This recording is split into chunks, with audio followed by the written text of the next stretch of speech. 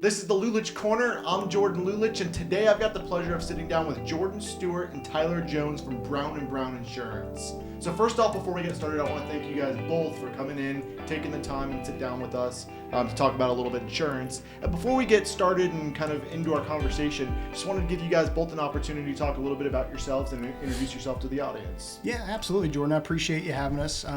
My name is Jordan Stewart. I've been with Brown & Brown for about 12 years. Active in the community. Have served on the Planning and Zoning Board as an at-large chair for, I think, about the past 7 or 8 years. I've been the president of the Taxpayers Association in town for about 3 years now. Nonprofit association advocating for limited government, fiscal conservatism, trying to ease the tax burden on Family our values. Yep. family values, all the good stuff. You've been to a couple of our luncheons, so I appreciate that. Yeah, I've been happy to be with Brown & Brown for 12 years now. We were headquartered out of Daytona, established in 1939. We've got about 342 locations in the continental U.S. as well as I think about 7 different international offices. So we've certainly grown since our starting Inception in 1939. But it's a great agency to be a part of. So happy to do it. Yep, and I'm Tyler Jones. I'm also with Brown & Brown. I support the employee benefits for groups and companies from 50 employers all the way up to 500 employers. Work with them on strategy and making sure their employees are up to date on healthcare. Okay, on healthcare, good deal. All right, so what's going on with the property market in Florida right now, right? Yeah. So the insurance, it's been a hot topic. We've seen some legislation. We've seen a lot of chatter from the Florida legislator. We've seen some new legislation that's been passed and signed into law. But despite all of this talk, despite all the bills being passed, everybody's premiums keep going up. Yeah. You guys aren't very popular right now. No, yeah. Well, it's not you personally, but it's the industry. Yeah. So what's going on and how do we get here and how do we get out of here? I think that we got here, the market was on shaky legs before Hurricane Ian hit. And I should specify I'm on the commercial side, dealing with business owners, condominiums, churches, nonprofits. We do have a personal lines department that's seeing the same exact rate increases as you're well aware. It's across the board. It's across the board. We had cat losses increasing at a pretty alarming rate ever since the 1980s. The 5-year average has been about $96 billion. The 10-year average prior to that was about $80 billion. The 30-year average is about $56 billion. So what does these billions mean? I'm not following you.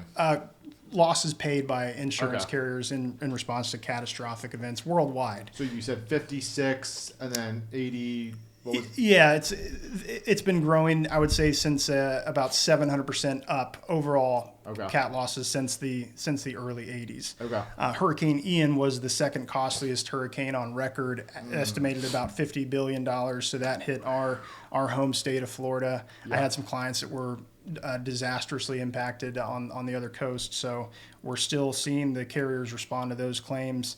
We also had some legislation that recently fixed, I'm hoping at least put a Band-Aid on some issues that were causing Florida to have a astronomical percentage of the overall litigated property claims compared to the rest of the state. Some of the NAIC data that was pulled from a handful of years ago noted that while Florida has about 8% of the nation's homeowners claims that were opened, it had comparatively about 76% of the litigation compared to the rest of the... For the entire country. For the country, yeah. Well, what's interesting is I was talking with... I've been talking because I've got some colleagues and some friends who are insurance defense attorneys. Mm-hmm. So they're the attorneys who represent the insurance companies. They work for a private law firm. Yep. And then the insurance companies retain those law firms for representation for when they're sued for different property-related cases and some car, accident-related cases as well. But the ones I were talking to were property-related insurance defense attorneys, and they told me there's a number of attorneys that are leaving these insurance defense firms. And I said, well, why are they leaving the insurance defense firms? They said they're leaving the insurance defense firms because the work's drying up. There's not that many cases.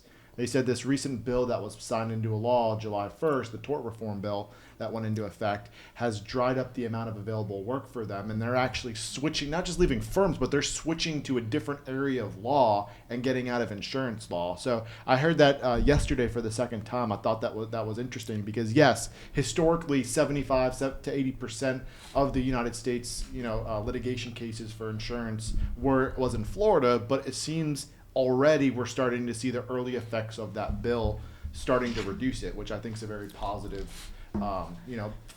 positive path forward. I think so and hope so. I'm interested to hear that feedback that you've gotten from defense attorneys.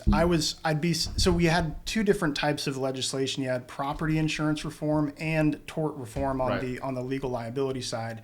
One interesting factoid that after the tort reform was signed in March 24th, 2023.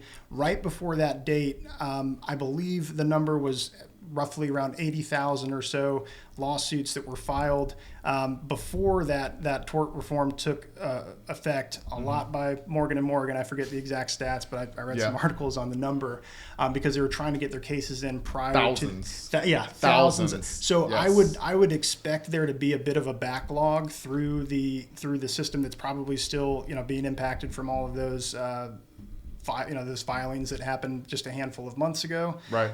But some of the changes, you've got a 2-year statute of limitations for negligence claims. Right. So instead of having 4 years, you now have 2 years to bring a case. To bring a lawsuit for a personal injury related case. Yep. Correct. Car accident, slip and fall. Yep. Yep. And they've also changed. They've amended the comparative negligence system in Florida from a pure comparative fault system to modified contributory negligence. Right. So if a plaintiff is more than 50% at fault for their own injuries, they're barred from recovering. Right. Huge. Yeah. Huge. Because before it was just reduced by their respective fault in the case. So sure. if they were 51% at fault, they still could recover 49% of whatever the recovery was, but now they're completely barred. Yep. More than 50%. That's huge. Yeah, and I'm hoping that because obviously we've all seen the cost of insurance in Florida going through the roof, and it affects everyone. It affects landowners who then have to pass those increases on to their tenants who have to pass the increases on to everyone else in the form of higher prices for the services or goods that they're selling. So I think that it was quickly becoming an issue for Florida, just for economic viability of the average person or business owner to operate efficiently here in this state. So now as to why these we haven't seen the decreases, because I'm still not seeing them on the majority of my property renewals, and even liability is decreases. You're not seeing? Not okay. I'm not seeing many decreases in pricing yet. Still increases. And what we've been hearing from a lot of the carriers is that they want to see about a solid 12 to 18 months or so of what the changes, especially on the property litigation or on the property legislation, what that looks like over the next 12 months, 18 months, the claims that they actually pay out, what they're avoiding from the assignment of benefits, for instance, where you have unscrupulous contractors coming roofing in. Roofing company. That was running pretty rampant in Florida. They've also made some changes to the solicitation laws that a roofer shouldn't be coming up to your house and saying, "I'm gonna get this taken care of at no deductible," and just So, your roof needs to be fixed, and there was a storm a year ago that caused it to need to be fixed. Like what? Yeah, I think I would know if my roof needs to be fixed. Yep, and now people always, or not, because I've had some conversations with Senator Grahl, and I know, many times attorneys want to make sure that she's not happy. She's not happy. A lot of attorneys aren't happy with the reforms. I still think that at the end of the day, people are going to appreciate it when they're seeing a reduction in something that is so vital and in many cases legally required for someone to either live or get a loan or do business in Florida, because while it is a regulated industry, it is still a industry where these carriers are in it for profit. In 2020, I think there was about a $1.6 billion loss across the books. So that was the issue. It was classic supply and demand, where if carriers weren't able to make money in the state of Florida at the rates they were charging, they're leaving. They're leaving. And I personally was dropped from my insurance company a couple of years ago from Gulfstream. But since then, we've had, I mean, just this year, we've had numerous companies leave. So do you think that Florida has to become a marketable insurance market to countrywide to national insurance companies in order for the rates to see a decrease? Or do you think that with the current insurers that we have and with this legislation that was passed, once we start to see the positive effects of this law, that even with just the small pool we have, that the rates may start to decrease with just the current insurers that are in Florida? I think it's going to be twofold. I think that the insurance carriers who stuck around through and did not pull out of Florida are going to ideally reduce their rates a little bit and start to leverage out on this hard market. We've also been seeing another aspect that's causing it is inflation overall, the cost of building materials, goods, labor. So as that has increased, you typically then need to increase the value of your property policy to actually cover those damages.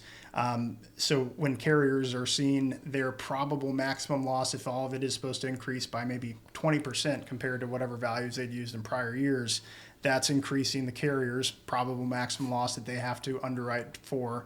And then it makes it more difficult for them to go out and get their reinsurance. Those rates have gone up. So it's just a kind of a perfect storm of issues. But I think that the legislation that we passed sent the right message out to carriers that maybe did pull out of Florida or who haven't been riding in Florida and were kind of wanting to keep their toe on the sidelines to see how it goes. Yeah. I think they will begin to enter in, and with more supply comes more competition, hopefully a reduction of rates. And that's the problem is these carriers don't jump in or out of a state and just like that. It takes some time. It's like steering a cruise ship. Have you heard, because I know you concentrate in commercial insurance, have you heard from clients who are investors who do have rental properties? I mean, have you seen that the costs are being increased as far as rents that are being charged to tenants? Or have you seen that not yet fluctuate out as far, adjust out with what we've seen in the last 2 or 3 years? Absolutely. I've seen many different creative strategies for different either landowners or business owners to navigate these rising insurance premiums. Some have elected to go without wind coverage if they don't have a loan on the building.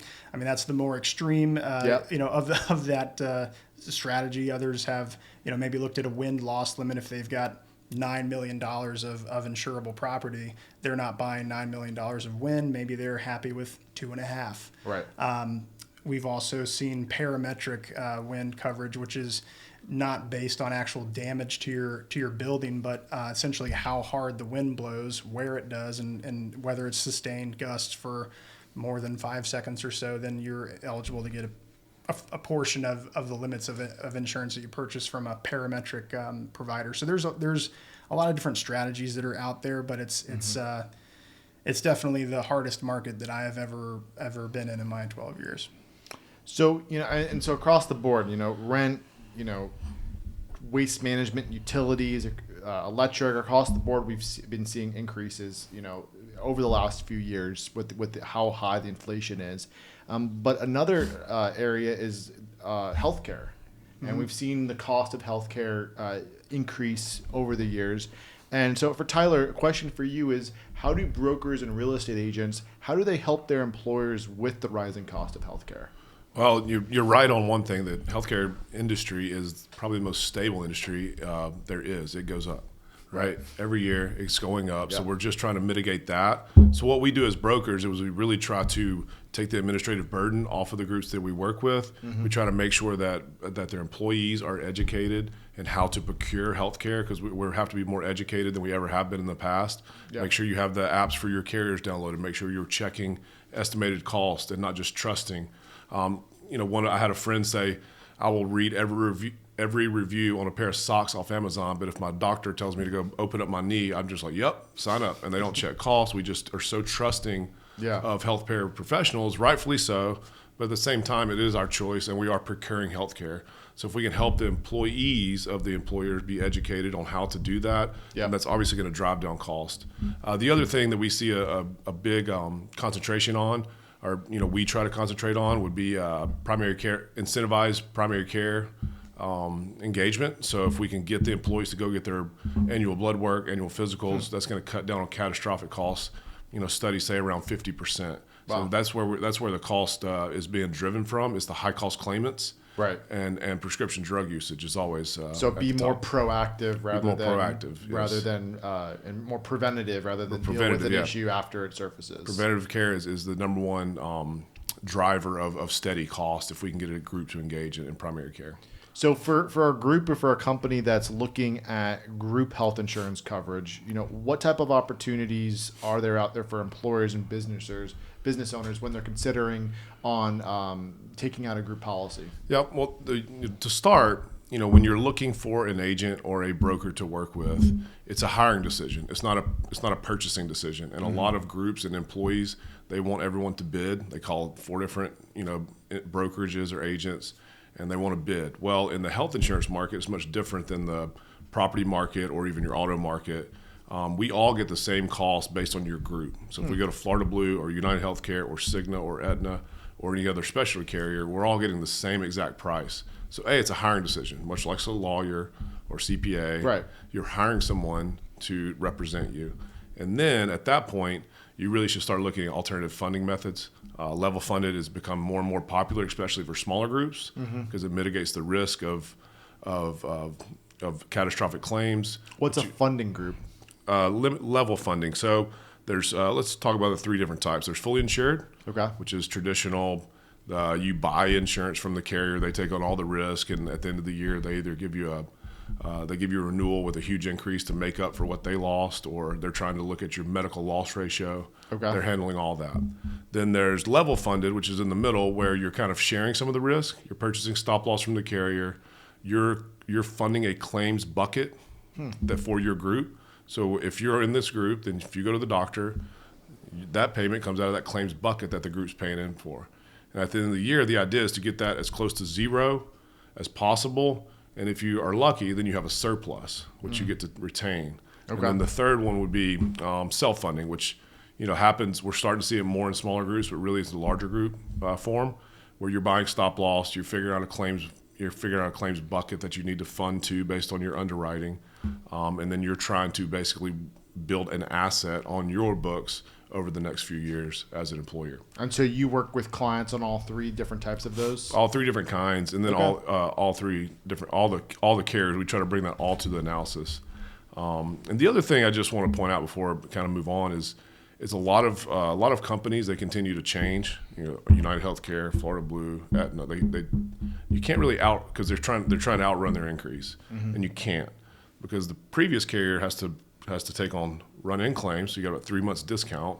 So the new carrier wins your business by not having to pay those immature claims, but then the next year they're going to do the same thing. So you're stuck in this death spiral. Yep. Trying to outrun an increase, and you can't. You have to learn how to do education, preventative care.